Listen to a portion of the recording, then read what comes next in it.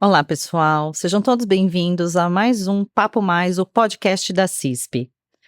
Hoje nós vamos falar sobre insights valiosos para impulsionar sua jornada de negócios. Estamos muito animados em receber um convidado especial, um verdadeiro especialista em estratégia empresarial, negociação e liderança de equipe. Isso mesmo, Akemi. O nosso convidado de hoje é o Roberto Grejo Júnior. Ele é diretor da AB, Assessoria Brasileira de Empresas, com uma trajetória profissional impressionante, né, Roberto? E vasta experiência em diversas áreas no mundo dos negócios. Isso aí. Com uma formação em Direito, Administração e Negócios, além de uma pós-graduação em MBA executivo pela FIA Business School. Roberto possui um extenso conhecimento em estratégia empresarial, planejamento estratégico e análise financeira. E além disso, o Roberto ele é reconhecido por suas habilidades em negociação, liderança de equipe e gestão de riscos, sendo uma referência no mercado quando se trata de otimizar operações e impulsionar o crescimento das empresas. Com mais de 2 décadas de experiência em um vasto conjunto de habilidades, temos certeza de que a contribuição do Roberto para a nossa conversa de hoje será extremamente valiosa. Vamos dar as boas-vindas e começar a nossa discussão sobre como as empresas podem se preparar para um 2024 de sucesso. Seja muito bem-vindo, Roberto, a palavra é sua. Bem-vindo, Roberto. Olá, Thiago. Olá, Kenny, tudo bem?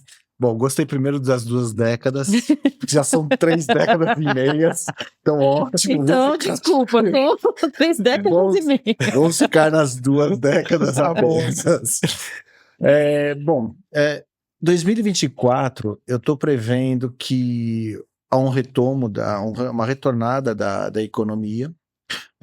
Está diminuindo de forma gradativa a taxa de desemprego.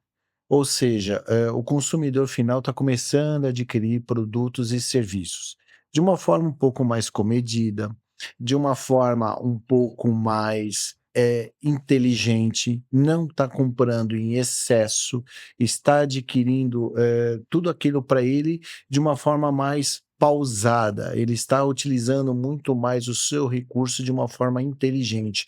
Isso eu vejo com bons olhos. Eu sempre comento em todas as minhas apresentações, ou quando bato papo com amigos e clientes, que é uma roda, a produção nossa.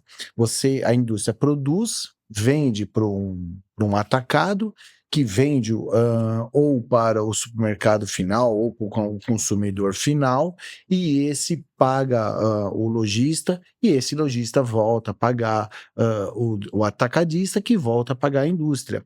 O que aconteceu até então? Vamos pegar pós-pandemia. Esse elo foi quebrado, porque as pessoas, primeiro, perderam os empregos. Uhum. Então, houve uma queda acentuada na taxa de pessoas empregadas no país.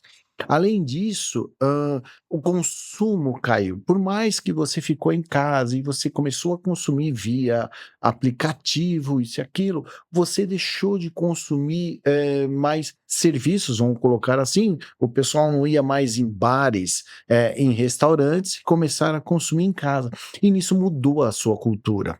Então, hoje, 2024, eu prevejo que há um aumento exponencial da aquisição de produtos e serviços, porém de uma forma mais comedida. Eu vejo isso com bons olhos, tá? O pessoal acho que o pessoal hoje em dia tá mais racional, vamos dizer assim. Bem mais racional, bem mais racional. Porque antes a gente, né, vi essa caneca, gostei, vou comprar. Era no Você compra- impulso, né? Impulso. Você não Exatamente. sabia se você estava precisando dela, mas você gostou. Então, ok, eu vou falar por mim, tá, gente? Às vezes eu fazia isso. Hoje eu já faço bem menos. Não era só você, era todo mundo. Todos. Todo mundo comprava por impulso. Você ia para um supermercado, você olhava a gôndola, você comprava. E você chegava em casa, para que eu comprei? Eu vou pegar um exemplo muito, muito interessante. Lá no meu condomínio, nós temos o grupo do condomínio, chama Desapega. E aí você vê as pessoas vendendo de tudo. E aí vende diversos produtos, e o que me chama mais atenção vendem sapatos. Aí eu vejo a marca dos sapatos. E a marca francesa, a marca inglesa. E você vê os valores e o pessoal fala, nunca usado. Eu falei, peraí, você comprou, pagou, trouxe E e não não usou. usou.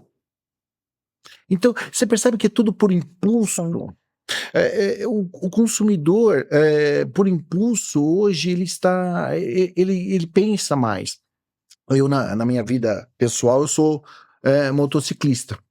E às vezes eu vou viajar, às vezes não, quase todo final de semana eu vou para o interior de São Paulo. E eu gosto muito de parar naqueles restaurantes de beira de rodovia, principalmente os mais famosos. Então eu gosto de parar. Então quando você toma um café, na hora que você vai embora, você passa por várias gôndolas. Sim. Isso antes da pandemia, eu era um consumista. Eu saía comprando. Então eu comprava bala, doce, salgadinho, um monte de coisa. Hoje já não mais. Aí vai falar pra mim, não cabe na moto? Cabe na moto. Mas hoje não mais. Então, você percebe que as pessoas hoje não vão mais por impulso. Você mesmo Os vai... valores mudaram, né? Mudaram. Hoje eu não adquiro mais por impulsos e diversas pessoas não adquirem mais por impulso. Isso é inteligência. Então, é inteligência, mas economicamente falando isso, porque antes a gente gerava uma economia muito maior, porque você comprava pelo impulso, né? O que nem você falou, você passava na gôndola, tudo que tinha ali, você não sabia nem se ia comer, mas você comprava. Você comprava. Hoje você não compra mais, e para economia isso daí é bom? Aqui, eu vou te falar lá pelo escritório. Antes da pandemia, o meu ticket médio era em torno de R$1.500. Hoje o ticket médio foi para R$3.000. Ou seja, o que acontecia no passado? Você comprava por impulso, mas você não tinha condições financeiras. Hoje você não compra por impulso, mas você tem condições financeiras de pagar por aquilo. Então, nós estamos prevendo que a taxa de inadimplência vai começar a recuar. Então, a indústria continua produzindo, só que a taxa de inadimplência deles houve uma ligeira redução. Isso a gente já está percebendo. E mesmo quando há inadimplência, o retorno, o ganho, na hora que você faz a cobrança, é maior. Porque não estou dizendo o ganho por título, não é o ganho em juros, mas o ganho na totalidade. A tua liquidação é muito maior. Então, realmente, o consumidor antigamente adquiria por impulso. Sim, mas ele não tinha condições. Ele não pagava. E nisso começou a ter uma alta inadimplência no consumidor final. Existe aquela ainda máxima que era do cartão de crédito. Eu não tenho dinheiro, mas vou passar no cartão. Depois eu me viro. E ele esquece que a taxa do cartão É altíssima. altíssima. Naquela época era 14% ao ano. Não E a pessoa acha que um mês que vem eu consigo dar um jeito e eu vou pagar aquilo que eu parcelei, mas às vezes nem sempre isso vai acontecer, porque no decorrer do caminho acontecem outros imprevistos, né? Com certeza. A gente sempre se depara, eu sempre falo para qualquer um, não pensa no hoje, pense no amanhã. No decorrer do nosso diálogo, eu vou dizer alguma coisa para vocês que isso aconteceu na nossa vida profissional, na minha vida pessoal e na vida profissional. Então, quer dizer, se preocupe com o dia de amanhã. E que o devedor se preocupando, ou o consumidor se preocupando com o dia de amanhã, o consumo não cai. O consumo não sai. Perfeita colocação. Roberto, você falou sobre a queda da inadimplência. Isso já é previsto agora para o primeiro semestre? Começa a entrar no primeiro semestre. Tiago, o que eu estou vendo aí no mercado, as pessoas estão dizendo que no segundo semestre pode dar uma disparada no dólar. Tá? Eu venho acompanhando. Hoje, inclusive, o dólar deu uma ligeira queda, o euro também deu uma ligeira queda. Eu acredito que no segundo semestre a taxa de recuo de inadimplência não vai ser tão grande, tão perceptiva quanto no primeiro semestre. Essa é minha opinião, tá? Certo. Mas eu acredito que começa a ter um recuo, não comparado lá no passado, tá? Em 2018, 2017. Gostaria muito que voltasse naquela época. Eu acho um pouco mais difícil retomar agora, tá? Mas eu acredito que começa a ter um recuo mais perceptível no primeiro semestre. Vamos lembrar também que nós não temos muita coisa ligada à economia externa, mas nós temos uma eleição americana vindo por aí. Sim. É verdade. Isso vai mexer. Outra coisa, nós temos algumas guerras aí espalhadas pelo mundo. Isso também mexe com do Economia. jeito que as pessoas fazem as negociações, tá? Uhum. Então, existem alguns parâmetros. Eu falo para as pessoas, não se limita somente no seu lugar. Começam a enxergar o mundo. Leiam bastante. Leiam. Hoje, por exemplo, nós estamos aqui no podcast. Hoje as informações estão aí. Então leiam bastante. Eu acredito que no primeiro semestre sim, mas no segundo semestre eu já fico meio ressabiado. Tá certo, Roberto. Dando sequência aqui, eu vou pedir a gentileza de você contar sobre a sua experiência na área comercial e como isso influenciou na sua abordagem em relação à gestão de inadimplência. Eu comecei, minha falta de cabelo, eu não tenho vergonha nenhuma de dizer, no meu auge dos meus 53 anos, eu comecei a trabalhar na área comercial com 18 anos.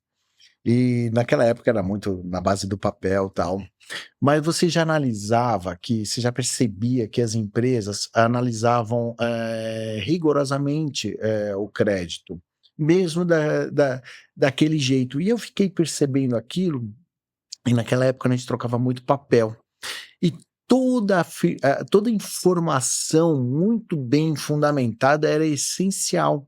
E já existia, naquela época, a discussão entre a área comercial e a área de crédito e cobrança. Principalmente porque a área de crédito queria mais informações, que a área comercial não dava.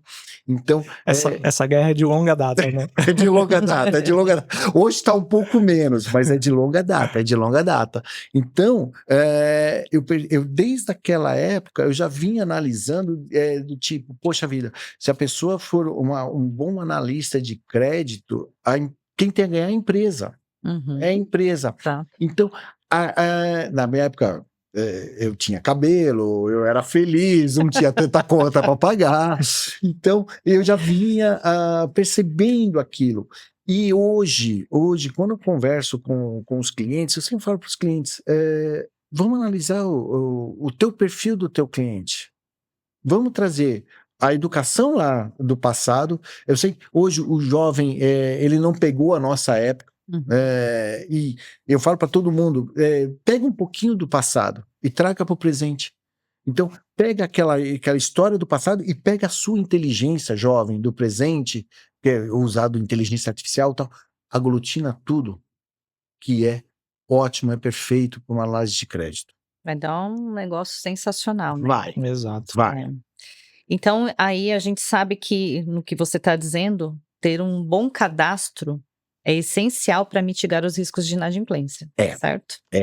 Quais são as práticas mais importantes que as empresas devem adotar ao contribuir e manter para manter o seu cadastro de clientes? Bom, ótima pergunta. O que acontece? Eu sempre falo para todo mundo, a tua venda, teu vendedor, teu representante manda todas as informações? Se não manda, solicite a ele. E aí você começa a montar seu banco de dados. Quando você começa a montar teu banco de dados, você começa a perceber que o teu dado fica mais robusto internamente. Feito isso, o que eu sempre recomendo? Peça para sempre atualizar, porque a venda ela é recorrente. Ele compra esse mês, compra esse outro mês, e aí, passados uns 3, 4 meses, atualiza o cadastro.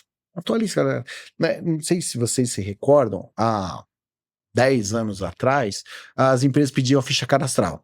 Eu lembrei disso a questão de um mês, quando eu fui verificar meus arquivos mortos dentro da máquina, e estava lá o cadastro da nossa empresa, a ficha cadastral da nossa empresa. Sim. Isso eu não vejo com tanta frequência. Pelo menos os fornecedores do escritório, eles não pedem com tanta frequência.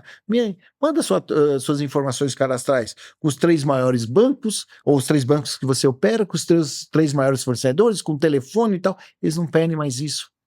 Isso é de suma importância voltar. Posso fazer um adendo? Desculpa. Pode. A gente voltou a fazer isso lá na CISP, né? Sim. Manda o cadastro. Isso é de suma importância. Claro, não precisa ser mais no papel. Não precisa ser no papel. Você pode montar. Eu sempre falo, gente, não é despesa, é investimento. Você pode montar um aplicativo, alguma coisa que o cliente vai lá, é intuitivo. Olha, preencha o que falta. Preencha o que falta. E você vai lá e preenche o que falta. É só preencher o que falta. Normalmente nos aplicativos hoje em dia que a gente vê muito isso, né? Sim. Sei lá, um aplicativo de uma loja, de qualquer coisa que você tem, de um cartão de crédito, você vê se tem alguma informação adicional, ele mesmo pede para você complementar com suas Isso. informações, né? Esse por exemplo, quando você vai fazer alguma compra online, a primeira pergunta, qual é o seu CEP? Na Uhum. hora que você joga o seu CEP, já vem todas as informações. Parece- Blá, blá, blá. Quer Exato. dizer, economizou meu tempo. Então, primeiro ponto, cadastro atualizado. Segundo ponto, eu sempre falo, apela para os jogos de informações cadastrais. Apela, seja Boa Vista, seja Serasa e outras tantas aí que tem no mercado. São birôs confiáveis. Uhum. Então, atualiza o teu cadastro a partir daquilo. Ou vai mais fundo, liga na empresa, fala, olha, tá faltando. Porque muitas vezes você não vai perder seu tempo. Você vai ganhar em retorno lá do outro lado. Sim. Exato. Então, eu sempre falo isso para os nossos clientes. Certo, Roberto. Quando nós falamos sobre os desafios da área de cobrança, né? Quais são os aspectos mais complexos, na sua opinião, e como você aborda esses desafios em sua experiência?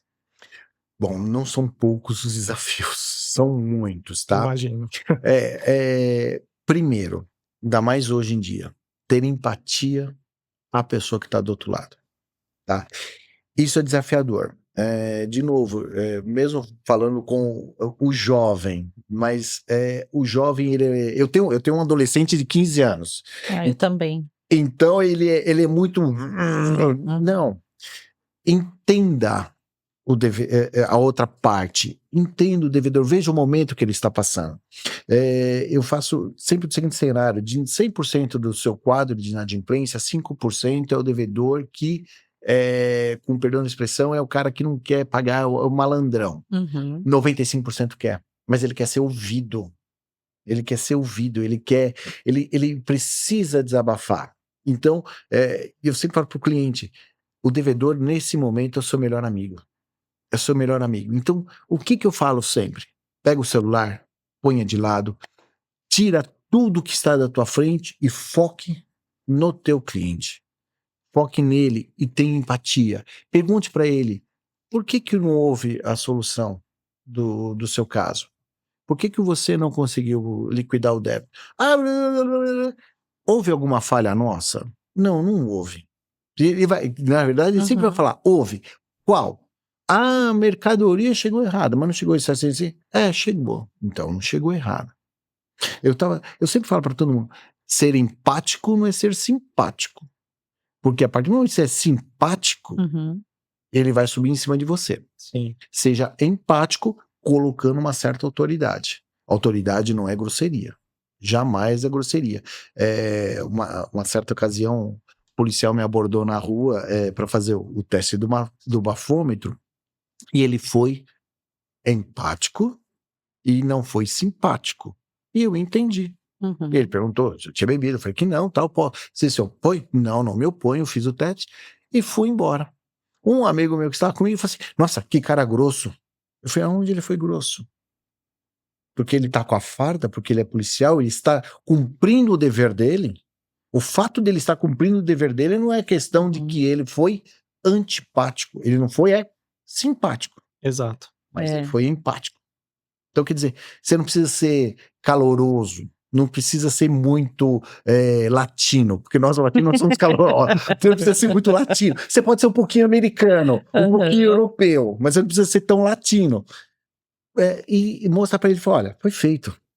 Houve começo, meio, faltou o fim, que é você pagar. Tá certo. Perfeito, perfeita colocação. E aí a gente está falando dos jovens, né? A tecnologia, ela tem desempenhado um papel cada vez mais importante na questão financeira. Como você vê o impacto das novas tecnologias nas práticas de cobrança e prevenção à inadimplência? As melhores possíveis. As melhores possíveis. Bom, eu fui apresentado à inteligência artificial. Comecei pelo ChatGPT. Joguei umas informações, ele me trouxe outras. Eu falei, não, isso não é legal. Isso não é bacana.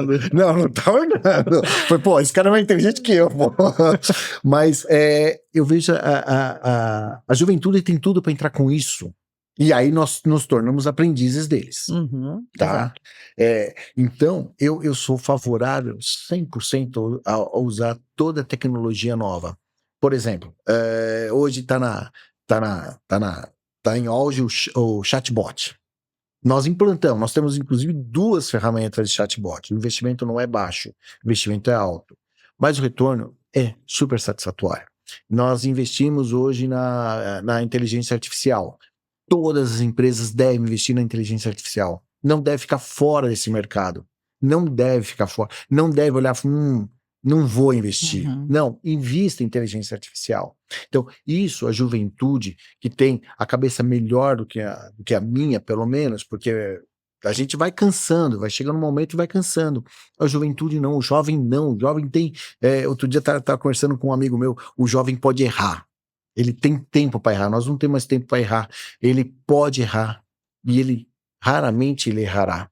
Então ele pode vir com toda a inteligência que existe hoje para aplicar na análise de crédito, na análise de cobrança. Aplicar como? Analisar o mercado que ele atua, analisar como se comporta o cliente dele na região norte, nordeste, sul, sudeste, centro-oeste do país.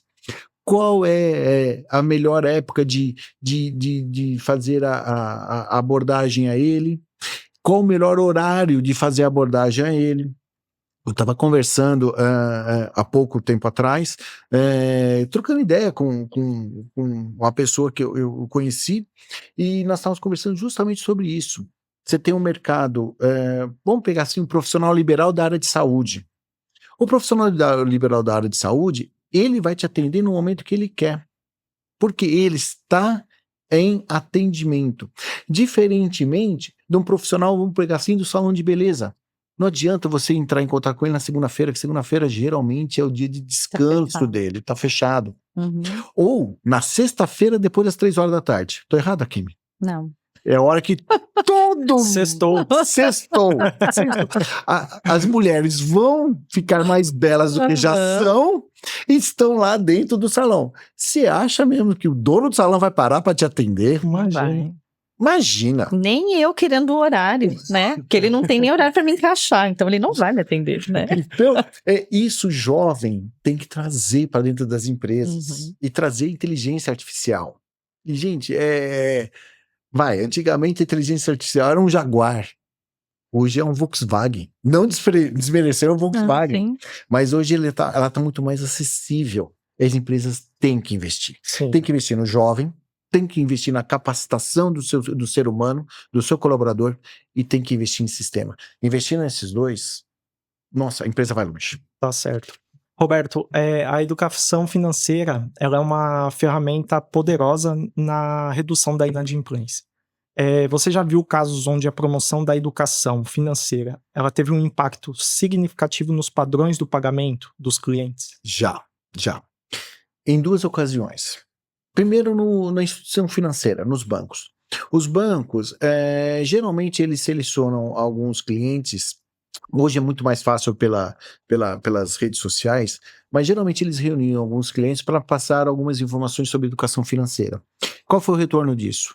Uma queda na inadimplência e um melhor empoderamento da parte do cliente. O cliente ele quer ser dono, ou a empresa, a pessoa física ou a pessoa jurídica, ela quer ser dona do dinheiro dela, do bolso dela. Ela quer poder fazer o que ela quiser. Então, isso é dos bancos. Agora vamos pegar para o outro lado. Eu estive numa grande indústria calçadista. O produto deles, eles importam, tá? É fabricado em Taiwan ou Vietnã, alguma coisa assim, e é utilizado principalmente por profissionais que estão dentro da rede hospital, porque é um calçado confortável. E eu estive lá, fui conhecer a empresa, e foi a primeira vez que eu ouvi isso em uma empresa, e isso só faz 15 anos. A pessoa lá do financeiro, ela falou para mim: Roberto, a nossa taxa de inadimplência, ela é baixa. Por quê? Quando a empresa compra, eu vou até a empresa, até a loja, dependendo do volume, obviamente, que ela comprou, e se ela começa a se complicar, eu vou dar educação financeira a ela. Eu falei: opa, peraí, Oi? como assim? Pois é, foi o que eu fiz. Oi? Ela falou: pois é. Eu entro, eu peço para ele abrir tudo, ele me abre e eu começo a corrigir a educação financeira dele, claro, visando ele me pagar. Mas eu não deixo ele comprar nada além do que aquilo que ele não possa. E de 10 cases que ela me contou, 6 ela teve sucesso. Caramba. Bacana, hein? Ou seja, educação financeira é essencial. De primeira mão, se vocês me permitem, eu já estou elaborando uma cartilha. Eu falo cartilha porque é da minha época Sim, de grupo escolar. é uma cartilha. Era uma cartilha. Que nós vamos, depois lá para frente, eu vou comentar com vocês, nós vamos enviar a todos os devedores que liquidaram os seus débitos. É uma cartilha educacional Que bacana. financeira. Se ele vai adotar ou não, são outros 500. Mas tá ali. A minha A parte eu tô receita fazendo. tá. A minha parte eu tô Nossa, fazendo. interessante. Eu falo para todo mundo, aumento de inadimplência não é melhor a recuperação de crédito, não. Aumento da inadimplência é preocupação para todo mundo. Sim, A inadimplência é menor, a recuperação é muito maior. Tá certo. E aí, tem uma pergunta aqui bem, que eu acho que pega um gancho aí nisso que você falou a respeito dessa pessoa, que manter a confiança do cliente é essencial para lidar com a inadimplência, né? Como que você equilibra a necessidade de cobrança com o cuidado de manter um relacionamento positivo com os clientes? Aqui, quando você está perto do teu cliente e o teu cliente sente segurança em você, ele volta a querer comprar mais. Não só pelo seu produto, óbvio. Seu produto é a porta de entrada, Uhum. mas porque ele sabe que ele tem um suporte atrás. Ele tem você atrás. Ele tem você que vai dar todo o suporte a ele. Então, você percebe que é uma cadeia. Então, ele se sente muito mais seguro, muito mais prestigiado, Tem que ser mais humanizado, né, Roberto? mais humanizado. Tiago, você falou uma coisa verdade. Humanizado. A palavra de ordem de hoje é ser humano, ser humanizado. Eu vou falar uma síndrome aqui, existe a síndrome NET, né? A síndrome NET é aquela que você liga, você digita teu CPF, mas eles não localizam, você começa a fazer um monte de pergunta e você vai na máquina e pessoas se irritam, e depois passa essa irritação para o atendente que, coitado, não tem nada a ver. A culpa é da máquina, não é dele, mas as pessoas passam. E isso começaram a perceber. E deixar a máquina é essencial, mas até a página 2. Vamos para o atendimento humanizado. É o que nós estamos querendo. Nós enfrentamos aí 1 ano e meio, 2 anos de pandemia. Nós ficamos 1 ano e meio, 2 anos sem ver pessoas. Nós ficamos 1 ano e meio, 2 anos sem ver a nossa família. Exato. E quando algumas pessoas viram, foi no último suspiro. As pessoas hoje não querem mais. Eles querem o atendimento humanizado. Eu falo para todo mundo, máquina é bom até a página 2. A máquina existe porque nós existimos. Aquela história de Hollywood que a máquina vai dominar o mundo? Não vai. Também não concordo com isso, não. Não, a máquina não vai dominar o mundo. Vai dominar em Hollywood. Porque Hollywood tem que vender filme. Mas nós não. Então é o atendimento humanizado. É estar lá junto. E aí eu falo para você, quando você está junto do teu cliente, o teu cliente está com você. Quando você dá uma patada, com perdão da expressão, no teu cliente, o teu cliente está longe de você. Você pode ter o melhor produto. A partir desse momento, quebrou o elo, quebrou a relação. Eu tenho um jargão que meu pai outro dia ouviu, ele falou, como que eu vi isso? Quando você mete os 2 pés no peito do teu cliente, a tendência dele é recuar. Quando você dá a mão, a tendência dele é vir para o seu lado. Tá certo. Roberto, agora olhando um pouquinho para o futuro, quais são as tendências que você identifica na gestão do crédito e cobrança e como as empresas podem se preparar para essas mudanças? Pergunta bem complicadinha. Vamos lá. O que está acontecendo hoje? Eu vejo que as empresas estão começando a olhar muito mais seletiva para o crédito e cobrança. Tanto que, como eu lhe disse no comecinho da nossa entrevista, antigamente meu ticket médio era 1.500, hoje meu ticket médio era 3. Então, utilizem mais as ferramentas tecnológicas. Usem e abusem das ferramentas tecnológicas. usem e abusem da inteligência artificial e usem e abusem da parte humana do devedor ou do cliente com vocês. Então, a tendência é que a gente tende a entender mais o cliente, tende a entender mais a situação dele e tende a receber muito mais. Então, a partir de agora, partir para o uso de máquinas. Só para vocês terem uma ideia, hoje, o meu sucesso na recuperação de crédito ele se dá muito mais por WhatsApp do que por e-mail. Olha que interessante. Hein? Antigamente eu tinha um sucesso muito na parte do envio de carta de cobrança ou carta boleto, caiu, aí fomos para o e-mail, caiu, agora é o WhatsApp. O que vier pela frente eu não sei. A gente comentou isso esses dias lá, né? Eu falei, nossa gente, o WhatsApp devia agora poder imprimir, poder fazer um monte de coisa, porque às vezes a gente trata assuntos no WhatsApp que acaba passando o e-mail, você nem conversa mais com as pessoas, já tá ficando uma coisa parece que meio obsoleta, né? Eu outro dia eu recebi um WhatsApp de 2 meus e meio. Eu não ouvi, mas eu tenho uma figurinha no meu celular chamado Podcast no Ar. Eu mandei pra pessoa, podcast no ar. E aí a pessoa me ligou, ela, pô, você não vai ouvir? Eu falei, não é mais fácil me ligar? Mais fácil, né? É verdade. E aí, pegando esse gancho, a gente já até falou um pouco lá da pandemia, teve muito impacto, né? Teve. Como a gente disse, na inadimplência. E quais lições as empresas podem aprender com essa experiência? Bom, primeiro, foi uma lição que eu já carrego há muitos anos, e eu falo para todo mundo. Vocês viram que a pandemia pegou todo mundo de calça curta, tá? Primeira lição, não consuma tudo que você tenha no caixa sem fazer uma reserva. Eu vou falar lá pela nossa experiência lá na nossa empresa. Nós tínhamos uma ótima reserva. Eu passei na pandemia super tranquilo. Super tranquilo. Em compensação, eu vi empresas, isso me chateou muito, quebrando, porque não tinham reserva de caixa. Era aquela filosofia, tá no caixa, tá no meu bolso. Essa filosofia não existe. Primeira coisa. Segunda coisa, analise bem o crédito. Foi como nós estávamos conversando há pouco tempo.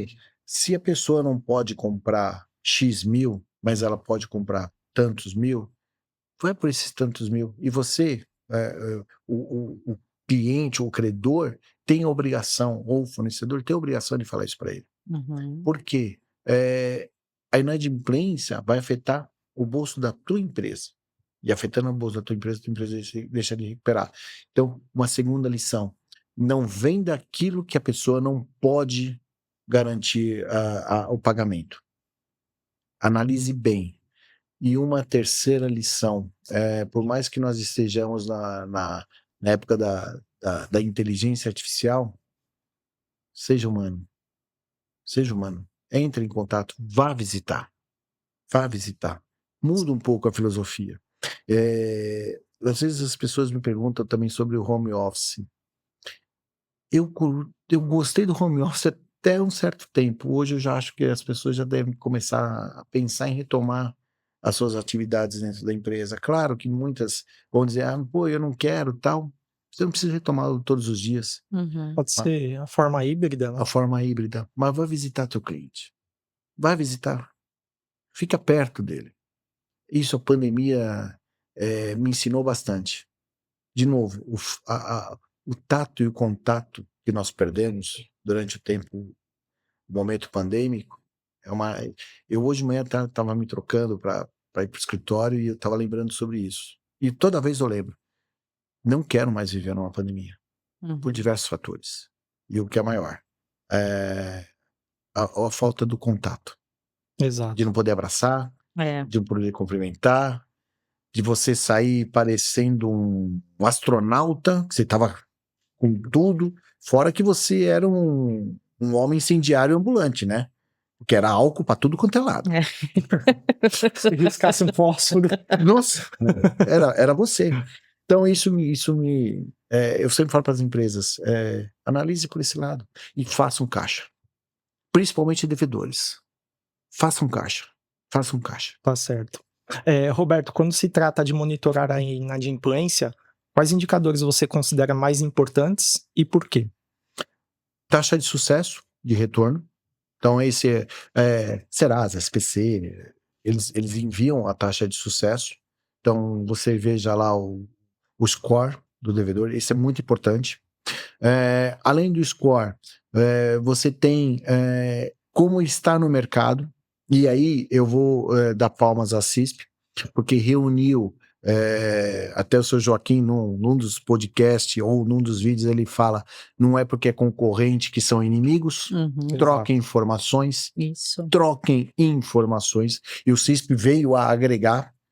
Eu vejo o CISP mais um ou outro são cases de sucesso, então troque informações com o teu concorrente, ele não é teu inimigo. Ele não é teu inimigo. Tá com dúvida? Troca informações. E o terceiro ponto, vá visitar. Tá com dúvida? Vá visitar. Então é essencial e é importante. Tá certo. E aí é o que a gente está dizendo, né? Cada cliente ele é único, né? Pode exigir uma abordagem personalizada.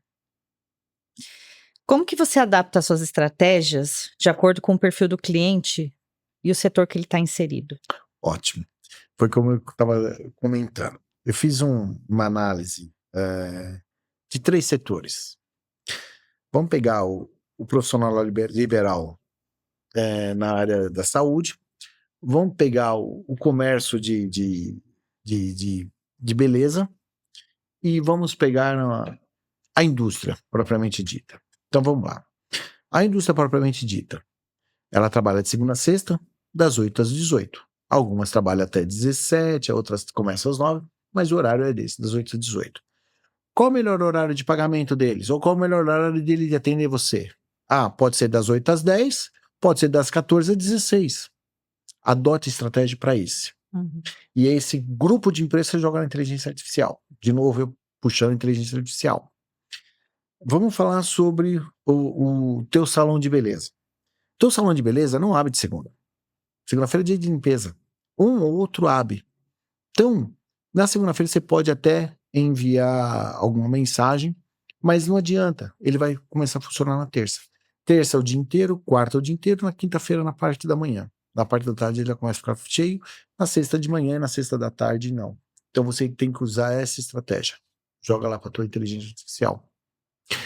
E o profissional liberal, ligado à área de saúde, ele vai te atender de segunda a sexta, você não sabe o horário dele, mas vamos partir do pressuposto que é horário comercial.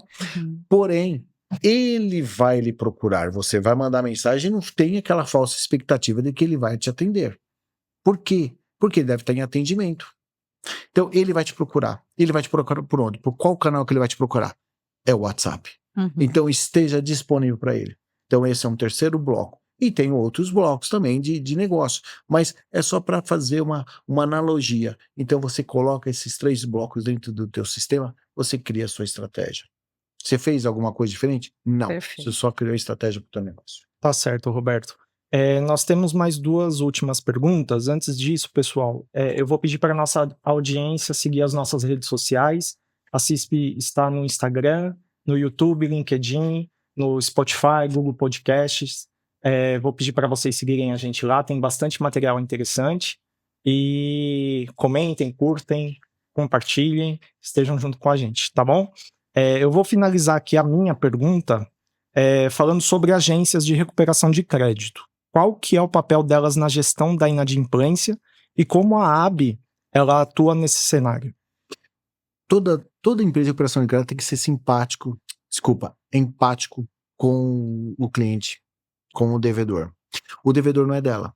O devedor é do cliente, é do credor. Ela tem que ser, primeiro, empática com a pessoa. Então, eu sempre adoto a seguinte política. Tenha pessoas sêniores. Um outro ponto, que no meu ponto de vista é o que dá certo, é a famosa meritocracia. Eu adoto a meritocracia dentro do escritório. O que é meritocracia? Se eu ganho, o meu profissional da cobrança ganha, o meu profissional comercial ganha e o meu cliente também ganha. É uma sinergia entre todos. Terceiro ponto, venha com investimentos em tecnologia. Se você não investir em tecnologia, você não vai para frente. Não vai para frente. Lá na BE, por exemplo, que você estava me perguntando, na BE eu investi até hoje no nosso novo software, que deve começar a rodar agora a partir de março, já foi R$1.700.000. Só no novo software, porque eu tive que fazer um software totalmente novo para o mercado de inteligência, voltando para a inteligência artificial e implantando mais algumas outras coisas, como, por exemplo, o ChatGPT, que eu também vou implantar o ChatGPT dentro do nosso sistema. Então, primeiro ponto, eu invisto nessa parte.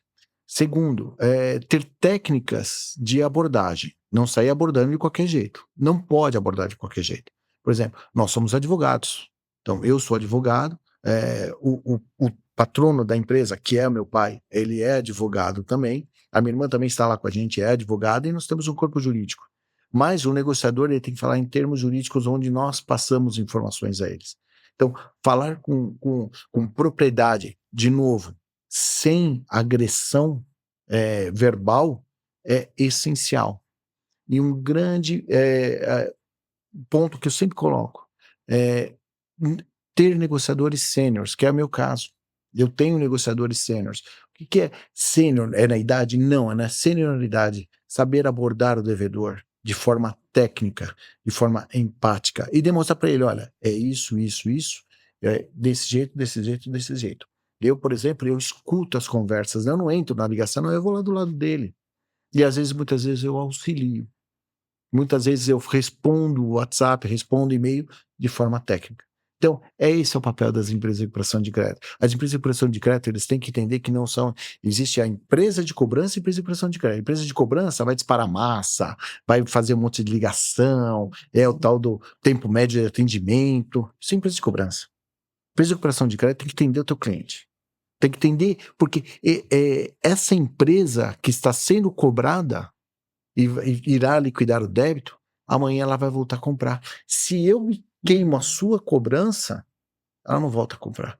Tanto que a nossa missão, que fui eu que escrevi, é transformar o crédito recuperável em receita, favorecendo negociações eficazes para ambos, devedor e credor, reestabelecendo a relação comercial existente. Essa missão fui eu que escrevi. Bacana.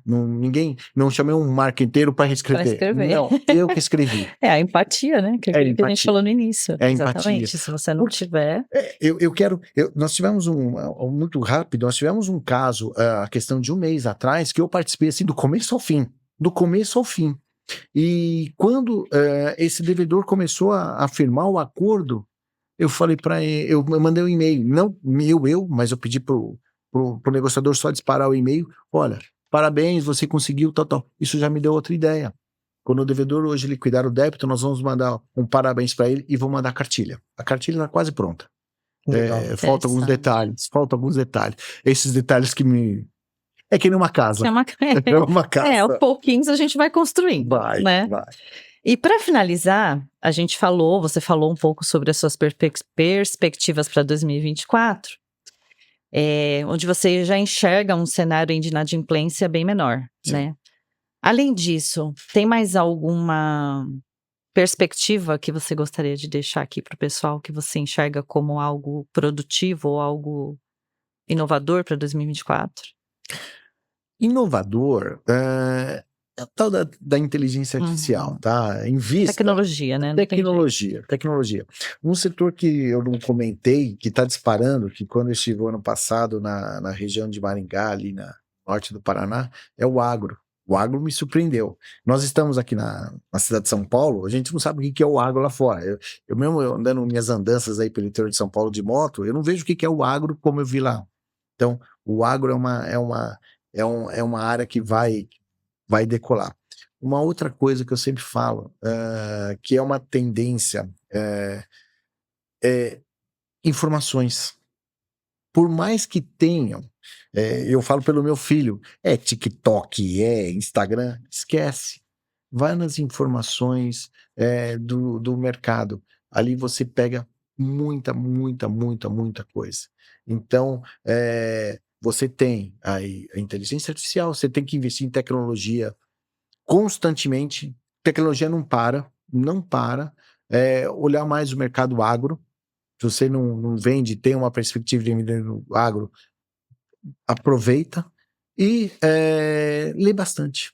Curioso. Curioso. Tem que ser curioso. Tem que ser curioso. Bacana, Roberto. Antes da curioso. gente encerrar, eu vou abrir o espaço aqui para você dizer as suas redes, para a nossa audiência seguir aí as suas redes sociais, as redes da AB. Fica à vontade. ABE, né? Não tem problema. Pessoal, Bom, obrigado você por ter assistido a esse podcast. Eu achei sensacional. Obrigado pelo convite. A ABE, nosso site é www.abe.com.br. Nós estamos no Instagram e estamos no Facebook e principalmente no LinkedIn. Então pode nos seguir. E tô vendo aí se nós também vamos copiar eles, fazer um podcast. Tá certo. É isso aí, gente. Nós chegamos ao final de mais um episódio. Foi uma conversa incrível, Obrigado. né? Sobre estratégia de prevenção na gestão de inadimplência, nós aprendemos muito com o nosso convidado. Muito obrigada. E é isso aí, Thiago. É isso aí, Roberto. Obrigado em nome da CISP por compartilhar com a gente as suas experiências. Espero que todos tenham aproveitado aí, tenham alguns insights, as dicas que o Roberto passou aqui, as experiências, as histórias. E a gente se vê no próximo podcast. Não tá bom? esquecem, gente, de seguir tudo que a gente aprendeu hoje, tá? Exato. Lembre-se que a gestão financeira é eficaz e fundamental para o sucesso de qualquer negócio. Até o próximo episódio. Tchau, tchau, gente. Tchau, gente. Tchau, Obrigada. tchau.